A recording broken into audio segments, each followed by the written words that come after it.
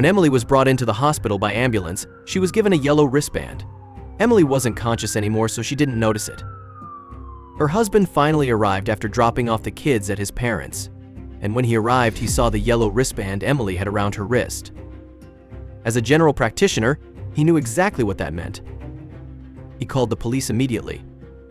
When the police arrived at the hospital, the staff first did not want to let them in. This had all gone way too far. Emily's husband had crossed a line here, but he had no regret at all. This was his only shot at learning the truth about what was going on with his wife. Eventually, the hospital had no other choice but to allow Michael access to Emily.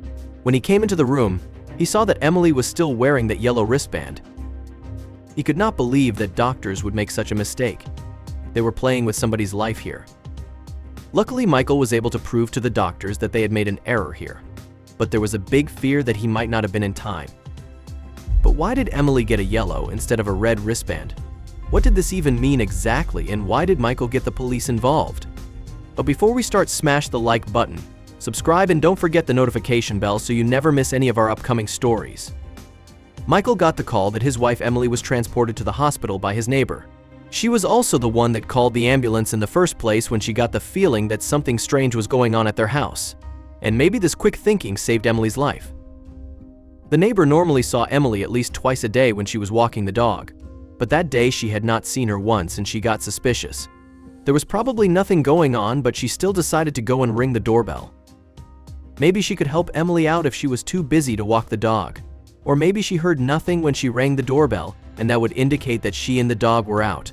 But when she rang the doorbell, the woman quickly figured out that something was wrong here.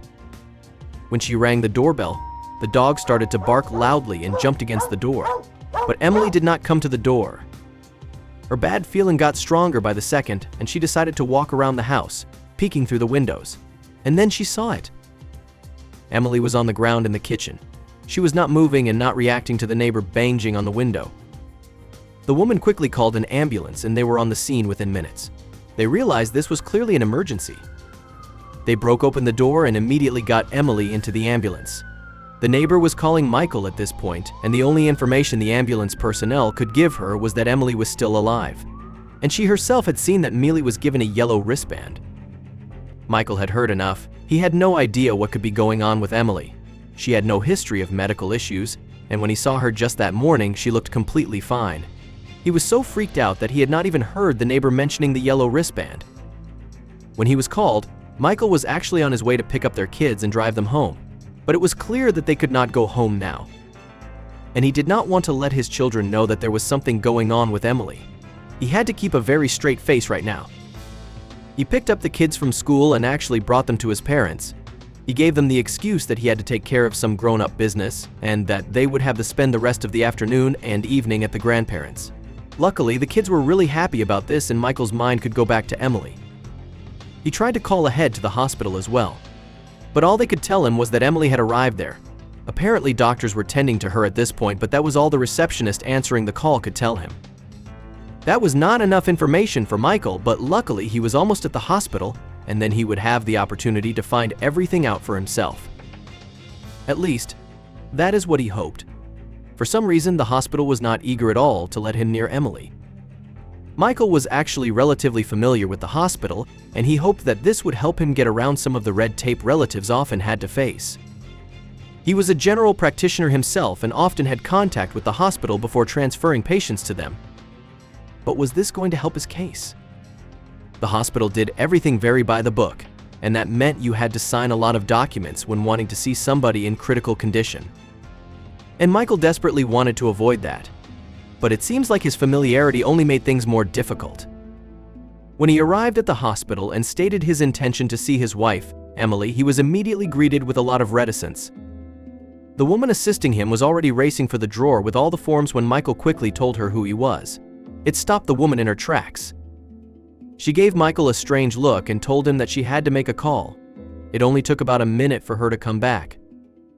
Her expression had changed, and she seemed all smiles as she directed Michael to a room where he was asked to wait for a little bit. A doctor would be right with him to help. Michael was happy that he seemed like his reputation seemed to help him here. At least, that is what he thought. He had to wait in the room for a little bit, which gave him time to think about the situation, and he suddenly remembered a detail from the call with a neighbor. He was unsure if he had even heard it correctly, but he believed that she had said something to him about a yellow wristband. But it would be really strange if the neighbor had actually seen that correctly. Normally, patients who were admitted like that could get a red wristband. He had seen it a lot with patients that he directed to the hospital. When he went to visit them, they would nearly always wear a red wristband. He had only seen the yellow one a couple of times with very specific patients, and he was sure Emily did not fall into that category. Or did the doctors here know something he didn't? Now that he had gotten this realization, Michael was even more desperate to see his wife. He had waited here almost 10 minutes by now and still, nobody had come to see him. His patients were running out and he quickly stepped outside of the room to find a doctor, but somebody was already waiting for him there. Outside his door, there were 2 security guards who were not going to let him pass. Michael was ready to become furious at them, but that was of no use. They were under strict instructions to not let him out of the room unless he wanted to leave the hospital. Michael started calling the front desk to ask what the hell was going on here, but all she told him was that he would have to wait for a doctor to arrive and that they were afraid he would go roam the hospital on his own. That is why the security guards were there. Michael was completely baffled by this treatment.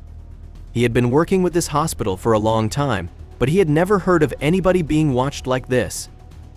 What did the hospital staff expect him to do if he was left alone in the hospital? Or was something else going on? Did the staff maybe not want him to see his wife?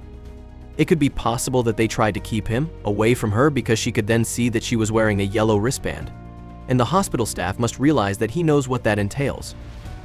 Whatever the case may be and whatever their reasons are, Michael knows one thing for sure. He is not just going to sit and wait here to be helped. He can't know for sure how his wife is doing, and the longer he has to wait here, the bigger the chance that he might be too late. He starts desperately looking for a way out. He knew that the door was no option as long as those bully security guards were still out there. But it was the only door in the room, and the window was also very risky as they were on the 2nd floor. But then Michael thought of something that might give him a chance here. The window is giving a direct look at the entrance of the hospital, and it can actually open up a little bit. He could get people's attention from up here. But would there be anybody down there who would be able to help him and help him fast? Michael estimated the chances of that being very slim, but there was a way he could bring people here who could be able to assist. Officers of the law. He was on the phone with the police quickly, and Michael managed to convince them to send a squad car out. Michael had told them the truth about the situation, and the officer who answered the call sounded very surprised about the hospital's approach. Of course, they told Michael that he should have just signed the papers like a normal visitor, but this not doing this did not deserve this treatment. The car arrived 10 minutes later, and Michael was silently and patiently waiting near the window. There had still been no word from the security guard and nothing about his wife. The anxiety was eating him up inside, so when the officers got out of the car, he wasted no time. He started shouting out of the window as hard as he could that they needed to help him.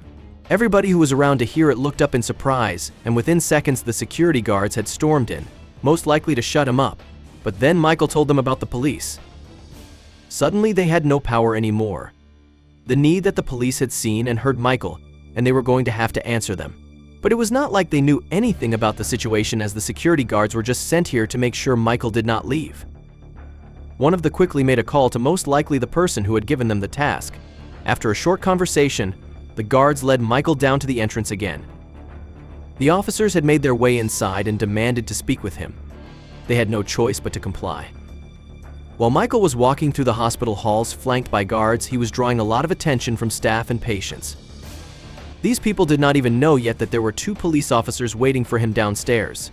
What a crazy situation he had found himself in, and all while he still did not know exactly how his wife was doing.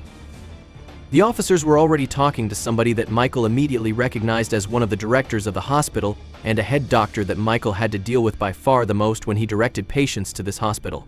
And that man was looking like he could kill somebody right now. One of the officers asked Michael to give his account of the situation. He was a bit reluctant at first, as he just wanted to see his wife as soon as possible, but the officers insisted. Michael obliged, and the officer seemed happy that the stories lined up. This made his job a lot easier. The officer ordered that Michael be brought to his wife, and a nurse immediately came over to assist. The officer in question also walked with them and started to explain the strange situation to Michael, at least the parts that he understood of it. Michael apparently thought that the hospital staff liked him a lot more than they actually did. They did not like him at all, and you could even say they hated him. In their eyes, he was a useless middleman that just cost them money. If he did not exist, patients would just come directly to them for help. Michael did not agree with this assessment at all, but that did not really matter right now. But this was also the reason that the hospital was not that eager to help Michael avoid standard procedures. In fact, because he tried to do that, they wanted to make him pay by making everything even harder for him. Apparently, it had nothing to do with Michael's knowledge about the hospital and the yellow and red wristbands. The officers had asked the directors about that as well, and they just raised an eyebrow at them. They had no idea what wristband Emily was wearing, and they failed to see the relevance of this as well. Michael had a lot of things to work out with the hospital, and that much was very clear to him. But all of that had to wait, as the health of his wife very much had priority here. By now, the nurse had brought them to the room his wife was supposedly waiting in. When Michael opened up the door, tears immediately came to his wife. There was his wife, Mealy, peacefully sleeping in bed. Not looking all too elegant, but that was Emily down to a T. And then he saw that she was still wearing that same damn yellow wristband. He turned to the nurse and told them that they had to have made a mistake by putting that on her. She needed to check it again, and the nurse had no problem looking Emily up in the system to verify their decision. And wouldn't you know, they had actually made a big mistake. The yellow wristband is given to new patients that come in without having insurance. And what makes mistakes here really dangerous is that patients without insurance are actually not immediately treated. If they have life-threatening injuries or illnesses, this could of course quickly spell disaster. Luckily, the nurses had checked Emily's vitals anyway and determined that there was nothing really wrong with her. She had just passed out, most likely from dehydration. Emily had a habit of forgetting to drink water sometimes, and on a hot day like this, it really came back to bite her in the ass. The nurses had put her on some water IVs, and she was slowly getting hydrated again. It did not take long before she woke up again and was ready to go home. Michael was extremely relieved by the whole situation, and it also softened his anger against the hospital and its treatment of him. They ended up having a very good and honest conversation about their working relationship and how to improve it. They eventually managed to find some common ground and made some decisions that both parties could be happy with. And Emily, of course, easily made a full recovery. Thank you for watching. If you like this story, don't forget to hit the like button, subscription, and ring the notification bell so you never miss our upcoming stories.